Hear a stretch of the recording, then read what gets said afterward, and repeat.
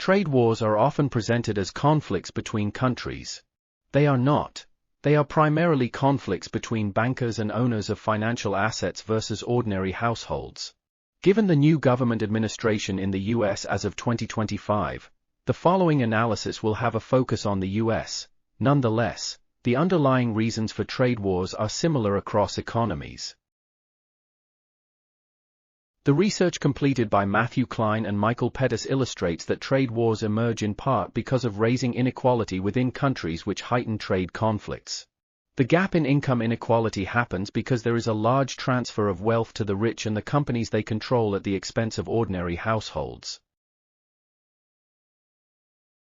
Per research on income inequality conducted by the Pew Research Center in 2020 that looked at the income gap from the 1970s to 2018, it highlights the recession in 2000 and 2007 as the two major inflection points responsible for large widening in the income gap of the upper, middle, and lower class in the United States.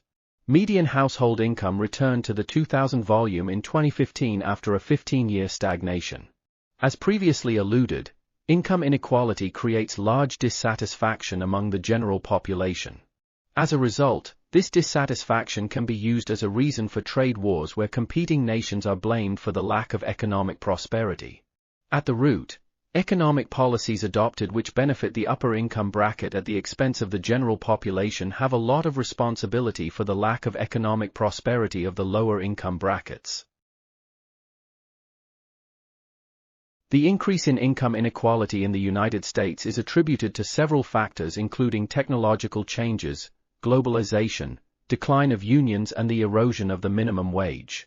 The potential consequences for the lower income bracket include diminishing economic opportunities, diminishing economic mobility and potential geographic segregation.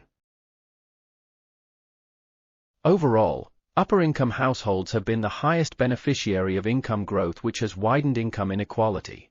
Among the upper-income households, the top 5% of the most affluent families have benefited the most. This trend has not reverted as of early 2025. In the other hand, if we look at China, income inequality is also persistent. One of the reasons for the large number of capital development projects undertaken in China have been because of the transfer of wealth from regular households to affluent households. As of October 2024, banks' interest rates on deposits have been at the low end of 0.8% and high end of 1.55%. In the other hand, the rate of borrowing has been low, which point to a transfer of wealth from depositors to borrowers.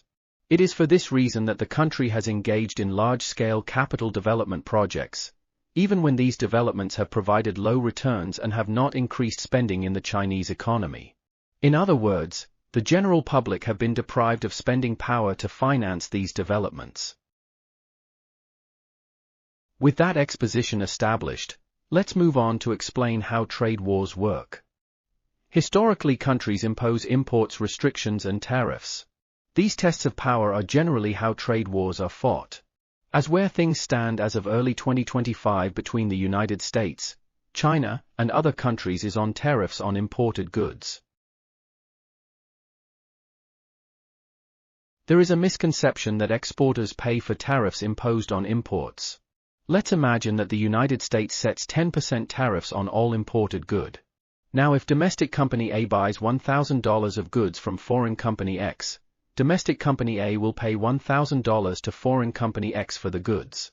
In most cases, the importer is responsible for paying shipping costs on imports unless agreed upon that the exporter will pay for it. Generally speaking, once the exporter sells the goods to the importer has to take care of shipping cost and custom duties cost. Returning to the example of an importer buying $1,000 of goods which have 10% tariffs. Once the imports arrive at the importer clearing port, the 10% tariffs on the $1,000 of goods will have to be paid. In this example, the total cost to importer company A for its purchase will be $1,100 because of the $100 in tariffs. To retain profit margins without change, company A will have to increase prices on the imported goods to cover the 10% tariffs cost. This is the way how tariffs costs are usually transferred to consumers. Returning to the example of an importer buying $1,000 of goods which have 10% tariffs. Once the bought goods arrive at the importer clearing port, the 10% tariffs on the $1,000 of goods will have to be paid. In this example, the total cost to importer company A for its purchase will be $1,100 because of the $100 in tariffs. To retain profit margins without change, company A will have to increase prices on the imported goods to cover the 10% tariffs cost. This is the way how tariffs costs are usually transferred to consumers. What eventually ends up happening is that the cost for the importer would be too high so that it will be forced to buy or manufacture goods domestically. Something to note is that as economies transition from emerging to developed, the cost of labor rises. This is part of the reason why domestic companies set up operations in other countries where labor cost is lower. It is important to note that large surpluses and deficits are not inherently good or bad for economies. As economies mature, there are fewer worthwhile investment opportunities available given that development that would increase productivity has already been undertaken. To add to the challenge, much of the cash flow generated in developed economies is distributed to shareholders of companies or retained by the companies, which widen income inequality. Since mature economies have already invested large amounts in capital development, over time there is a steady decline in the price of manufactured goods within those economies because there is lower demand for such goods. This phenomenon is known as deindustrialization, where developed economies shift towards services as people become wealthier. The result is higher demand for healthcare services, finance, and entertainment, while the need for basic manufactured goods proportionally decreases. This is often accompanied by technological advancements that increase manufacturing productivity, requiring fewer workers in the sector. Investment opportunities that remain are mostly in infrastructure and housing. These investments are hampered by political constraints. It is these political constraints that maintain the prices of goods and services high in developed economies.